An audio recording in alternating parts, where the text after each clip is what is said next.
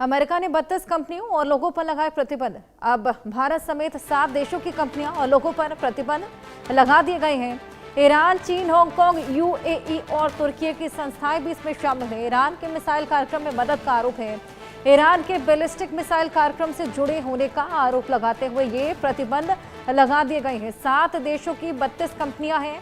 America ने बुधवार को ईरान के बैलिस्टिक मिसाइल कार्यक्रम से जुड़े होने के आरोप में भारत और चीन समेत कई देशों की 32 संस्थाओं और व्यक्तियों पर प्रतिबंध लगाने की घोषणा की है। अमेरिका ने कहा कि यह कार्रवाई ईरान द्वारा मिसाइलों एवं अन्य पारंपरिक हथियारों के आक्रामक विकास का मुकाबला करने के राष्ट्रपति ट्रंप के प्रयासों के अनुरूप है। अमेरिकी विदेश विभाग ने कहा कि ईरान, चीन, हांगकांग, संयुक्त अरब अमीरात, तुर्की, भारत एवं अन्य देशों में स्थित 32 संस्थाओं और व्यक्तियों पर प्रतिबंध लगाए गए हैं जो ईरान के बैलिस्टिक मिसाइल और मानव रहित विमान यानी कि यूएवी के उत्पादन में मदद करने वाले खरीद नेटवर्क को संचालित करते हैं। आदित्य वधावन हमारे सहयोगी हमारे साथ जुड़ गए हैं। आदित्य, ये नया प्रतिबंध अब अमेरिका द्वारा लगाया गया है। इससे पहले टैरिफ लगाया गया था भारत पर, तो ये हवाला दिया गया था कि रूस को सपोर्ट किया जा रहा है, रूस से तेल खरीदा जा रहा है। अब ये प्रतिबंध लगाया गया है और यहाँ पर ये हवाला दिया जा रहा है कि ईरान को सपोर्ट किया जा रहा है। आखिर ट्रंप चाहते क्या है?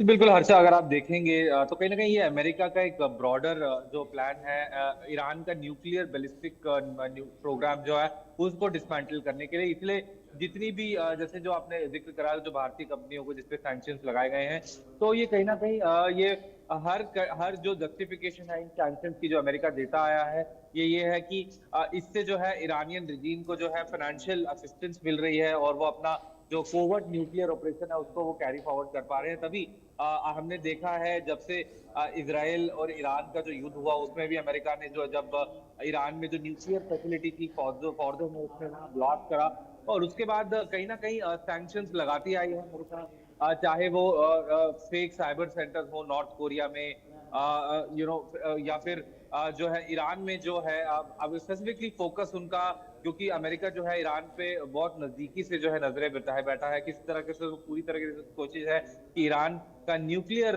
जो प्रोग्राम है उसको जो है डिसमेंटल करना है और तभी इस तरह के वो सैंक्शंस टर्की दूसरी अन्य देशों पे लगा रहा है कहीं ना कहीं, क्योंकि ईरान का कहीं ना कहीं अग्रीमेंट है इन कंट्रीज से।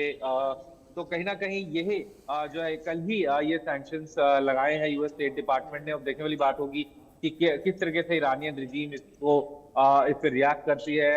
वो बोलती आई है कि जो है अमेरिका को हमारा सोवरेनिटी, ईरान बोलता है कि अमेरिका को हमारा सोवरेनिटी का रिस्पेक्ट करना चाहिए। बट देखने वाली बात होगी हर्षा कि यहाँ से किस तरीके से चीजें आगे बढ़ती हैं। जी बिल्कुल, वाकई देखने वाली बात। इसी बीच आदित्य, भारत पर किन किन चीजों पर प्रतिबंध लगा है? कौन सी कंपनियां, कौन से, क्योंकि इंसान भी है कई इसमें शामिल जिन पर प्रतिबंध लगा है, और इसी बीच क्या हवाला दिया गया है?